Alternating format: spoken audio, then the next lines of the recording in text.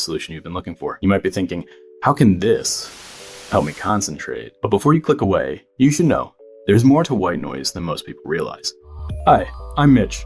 I'm the host of the Sleep Audiobooks YouTube channel. Like almost anything, when you start to learn about something new that seems simple, it tends to reveal a rabbit hole of information you didn't expect. A whole world of surprising nuance and complexity seems to exist below the calm surface of almost every subject you could think of. White noise is no exception. In fact, there's more than just white noise.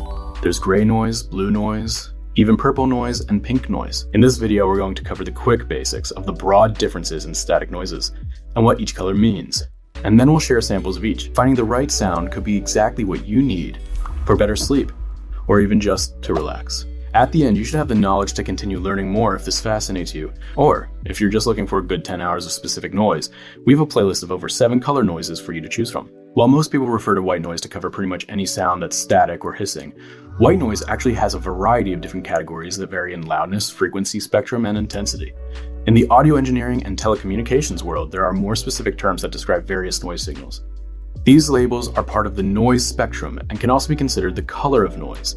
Different colors of noise have significantly different properties. Now, to keep things simple, we won't go over the technical ranges for most of these different sounds, but we'll run through different colors and discuss some of their differences. My personal favorite is red, also known as deep Brownian noise, but you might like pink noise or even yellow noise, so let's check them out. White noise is a random signal consisting of equal amounts of all frequencies in the human hearing range. That's around 20 Hz to 20 kHz. It's often described as sounding like static, hissing, or white surf. It's used for sound masking and can help some people fall asleep or concentrate better. Gray noise is like white noise, but is altered to attempt to follow an equal loudness contour. The result is that gray noise contains all frequencies with equal loudness, as opposed to white noise, which contains all frequencies with equal energy. The difference between the two is the result of psychoacoustics, or more specifically, gray noise tries to adjust white noise so that it sounds like all frequencies are the same to the human ear. This is because human hearing is more sensitive to some frequencies than others. Since loudness curves depend not only on the individual but also on the volume the noise is played at, there's actually no one true gray noise. But there is a simpler approximation of an equal loudness noise, and that is pink noise. With pink noise, each octave interval, halving or doubling in frequency, carries an equal amount of noise energy. It kind of sounds like a waterfall, and is often used to tune loudspeaker systems and professional audio. Since we're at pink, let's move to purple. Violet noise, also called purple noise, is similar to white noise, but it's shifted higher. This color range is primarily high-frequency noise and sounds like a lighter and higher-pitched hiss. Blue noise is also called azure noise. It's a scientific definition that involves power increasing at specific rates.